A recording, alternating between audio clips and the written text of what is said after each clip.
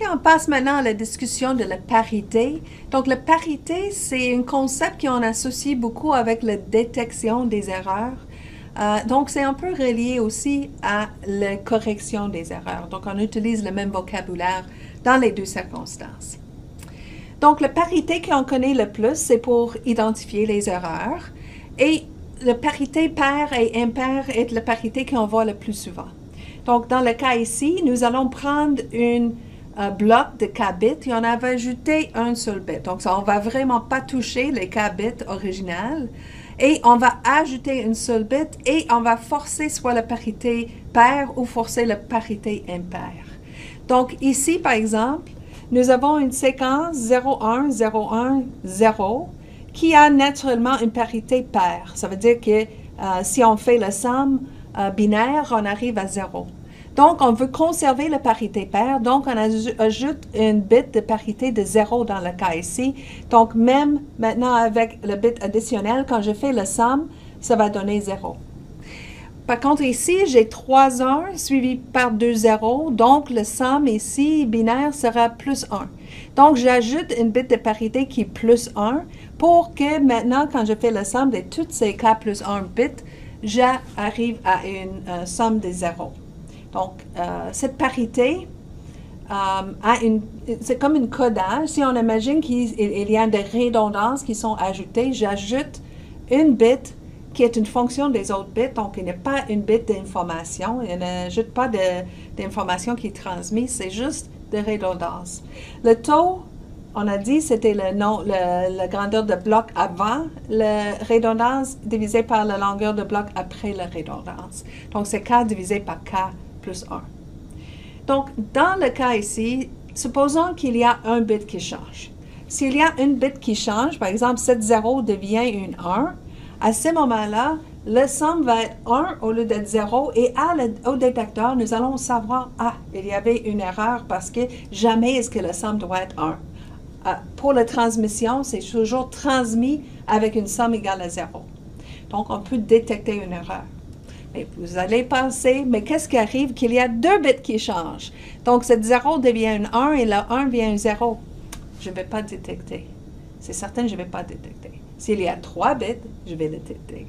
S'il y a 4, non. Donc, c'est un nombre impair des bits des erreurs qui vont être décodées. Il faut réaliser, c'est quoi le patron des erreurs qui est le plus probable? Est-ce que c'est une erreur, 2 erreurs, 3 erreurs? Mais si on suppose qu'il y en a un canal où la probabilité d'erreur d'une bit est égale à P. P est égal à la probabilité d'erreur de bit. Donc, on suppose que P est beaucoup plus petit que 1 parce que c'est ça qui est intéressant. Si c'est proche de 1, c'est plus qu'une demi. Ce n'est pas intéressant du tout comme un système de communication parce qu'il y aura trop d'erreurs. Donc, supposons que la probabilité d'erreur est P, et si j'ai plusieurs transmissions, chacun indépendant de l'autre, et je me demande, c'est quoi la probabilité d'avoir une erreur parmi k bits?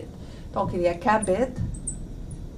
Et dans cette bloc de k bits, je pose la question, c'est quoi la probabilité d'avoir un bit en erreur? Et ça sera P fois 1 moins P, k moins 1. Ça, c'est la probabilité d'une erreur. Ça, c'est la probabilité qui n'est pas une erreur. Et ici, c'est la probabilité, il y a k bits en total. J'imagine qu'un va avoir une erreur et l'autre ne va pas avoir une erreur. P est beaucoup plus petit que 0. Ça veut dire que celui-là, c'est très proche de 1. Donc, la probabilité d'erreur ici, c'est proche d'être P. Donc, si j'imagine qu'il y a 2 bits, ça c'était pour 1 bit en erreur. Pour 2 bits en erreur, la probabilité sera quoi? Sera P carré. 1 moins P à la K moins 2. Encore une fois, si la probabilité d'erreur est beaucoup plus petite que 1, ça c'est presque 1. Et ça c'est beaucoup plus petit. Ici c'est petit, mais ça c'est carré, c'est plus petit encore. Donc, la probabilité d'erreur, d'avoir une erreur, c'est beaucoup plus probable que la probabilité d'avoir 2 erreurs. ou 3 erreurs, ou 4 erreurs. Donc, on ne va pas détecter toutes les erreurs, mais on va détecter les erreurs qui arrivent le plus souvent. Donc, nous allons voir comment on va quantifier l'amélioration dans la probabilité d'erreur avec notre simple détection des erreurs. Donc, combien de positions est-ce qu'il y a pour J erreur en n bits? Tantôt, j'ai dit que ça peut avoir une erreur ici, une erreur là, etc. Mais supposons que j'ai n total dans mon bloc et j'imagine qu'il y a J erreurs.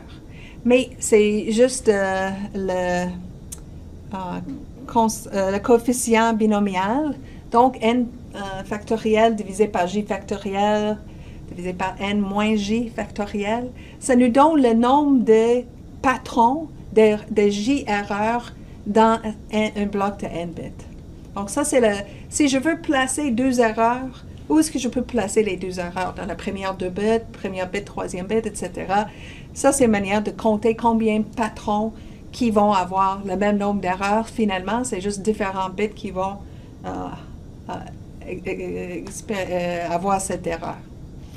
Donc, maintenant, je peux dire, c'est quoi la probabilité d'avoir J erreur en n bits?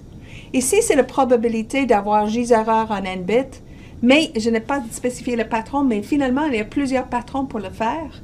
Donc, il faut que je multiplie par 7 facteurs pour avoir la probabilité totale. Donc, c'est ce que j'ai fait tantôt, était sans ordre, mais maintenant, je vais compter les différentes positions dans toutes les bits. Donc, avec ça, maintenant, je peux calculer c'est quoi la probabilité de rater une erreur. Donc, le but de mon parité, c'est de détecter des erreurs.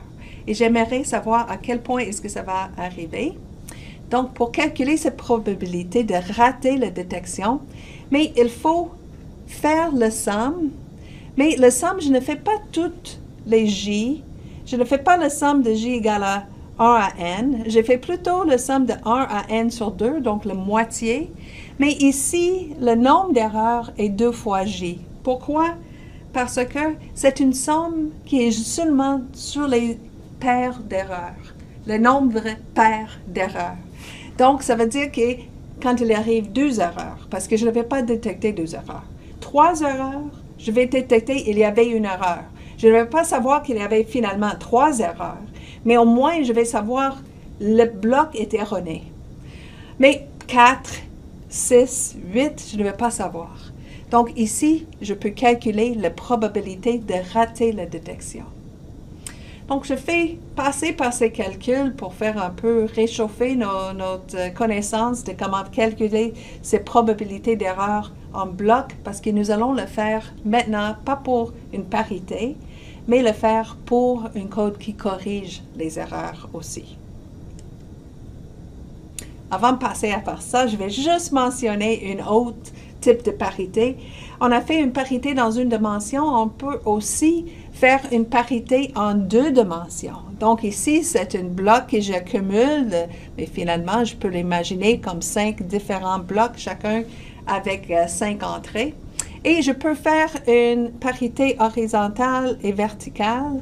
Et à ce moment-là, le taux de code sera déterminé ici, c'est carré, c'est pas nécessairement carré.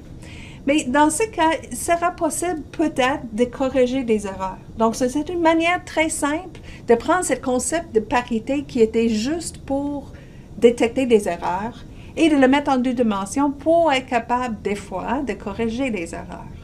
Ce n'est pas un code très performant, donc je ne peux pas dire plus que ça. Je vais juste vous sensibiliser à la possibilité des stratégies.